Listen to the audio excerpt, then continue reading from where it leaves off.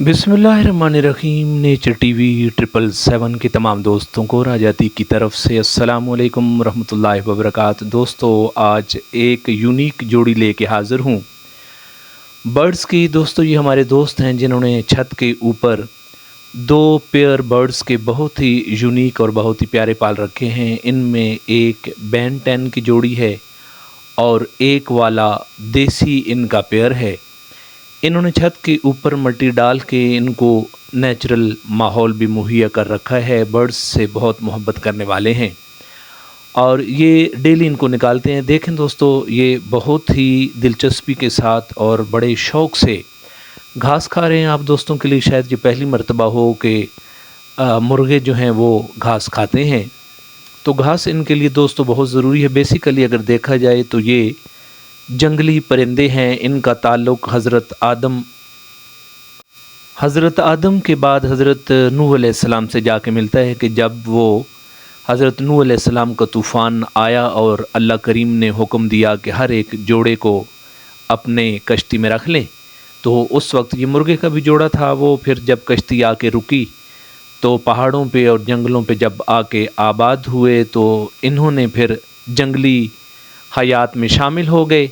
उसके बाद जब इंसानी ज़रूरियात आईं तो इनको फिर औरतों ने डोमेस्टिकेट किया और फिर इनको अपने घरों में पालना शुरू किया। जो दोस्त चैनल पे नए हैं उनसे रिक्वेस्ट करूँगा चैनल को सब्सक्राइब कीजिएगा, वीडियो को भी शुरू से लेकर आखिर तक देखिएगा, शेयर भी कीजिएगा और पसंद आने की सूरत में अपने दोस्तों तक भी इसको ज़रूर शेयर कीजिएगा। बेल आइकन को भी प्रेस कर लीजिएगा। ये दोस्तों बैन 10 का एक मेल है, इंतहाई खूबसूरत और नायाब नस्ल है। लोग इसे बहुत शौक़ से रखते हैं। ये और इसके साथ वाली जो है वो वाइट वाली फ़ीमेल है और दूसरा जो है वो देसी मुर्गा है और उसके साथ वो तेतरी जो है वो दोस्त कहते हैं कि इसे हम तेतरी कहते हैं। ये भी एक नायाब नस्ल है। इन नस्लों को माहिरीन ने दोस्तों बहुत सी मेल और फीमेल के बाहमी मिलाप से हासिल किया और अब ये आप और हमारे और चाहने वाले दोस्तों के घरों की ज़ीनतें हैं।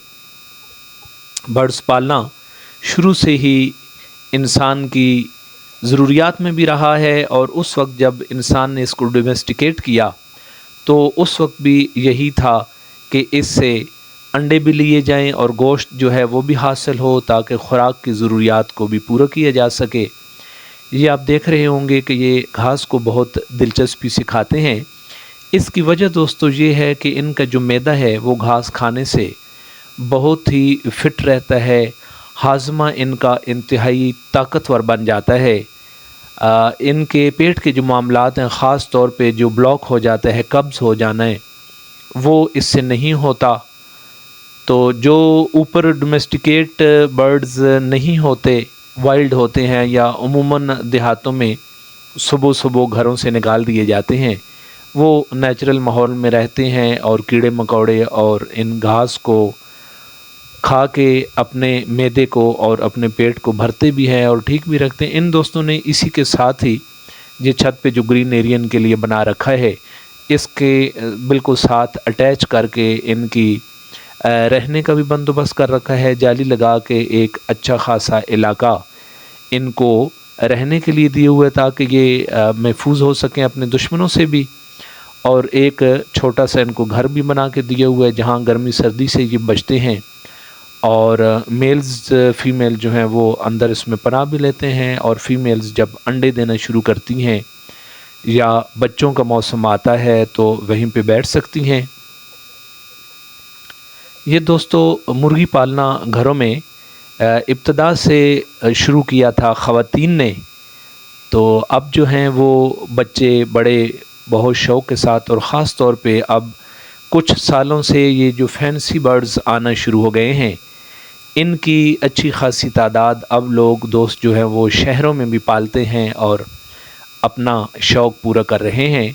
गोश्त की ज़रूरियात भी इससे पूरी होती हैं और इसके अलावा वक्त पास करने का भी ये एक बेहतरीन ज़रिया है कि अगर आपके पास कुछ टाइम बच जाता है, जॉब से या अपने काम से वापस आ जाते हैं या छुट्टी वाले दिन, तो इससे महसूस भी हुआ जा सकता है, शौक़ को भी पाला जा सकता है। ख़ास तौर पर बच्चे जो हैं वो भी इनको पसंद करते हैं।